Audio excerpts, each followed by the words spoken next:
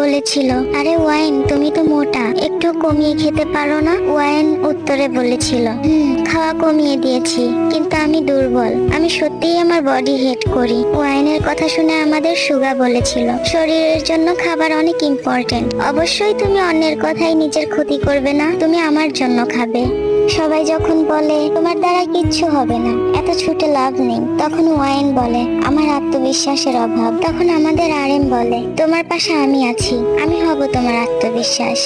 সবাই বলে তুমি এই স্বপ্নের পিছনে শুধু শুধুই তোমার সময় নষ্ট করছো। তখন ওয়াইন বলে আমি ছেড়ে দিতে চাই আমার ইমোশন, আমার স্বপ্নটাকে। তখন জিমিন বলে প্লিজ তোমার স্বপ্নটাকে তুমি ছেড়ে দিও না, এটার উপর তোমার ভবিষ্যৎ নির্ভর করে, তুমি আমার জন্য স্বপ্নটা পূরণ করো।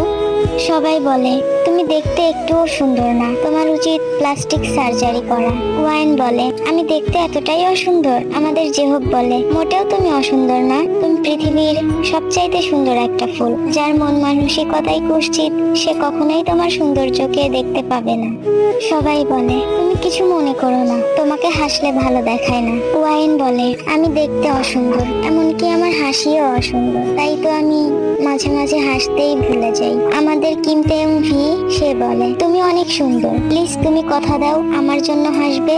সবাই যখন বলে তুমি কি জীবনে কিছু করতে পারবে, তোমার তো কোনো যোগ্যতাই নেই, তুমি আবার কি করবে, তখন ওয়াইন বলে আসলেই আমার কোনো ট্যালেন্ট নেই, আমি নিখুঁত হতে পারিনি। তখন আমাদের সবচাইতে ছোট মেম্বার জংকুক সে বলে সব মানুষেরই কিছু না কিছু ট্যালেন্ট থাকে, তুমি শুধু তোমার লক্ষ্য ঠিক রাখো আর নিজের উপর বিশ্বাস রাখো, তবে তুমিও নিশ্চয়ই কিছু করতে পারবে। আর হ্যাঁ, কেউই নিখুঁত হয় না। সবাই যখন বলেছিল তোমাকে তো কেউ ভালোবাসে না, হয়তো তুমি দেখতে সুন্দর না তাই, তখন ওয়াইন মন খারাপ করে বলেছিল আমিও জানি আমাকে কেউ ভালোবাসে না। তখন আমাদের জিন বলে তুমি যেমনই হও না কেন তোমার নিজেকে ভালোবাসা উচিত, আর কেউ না ভালোবাসলেও আমি তোমাকে ভালোবাসি।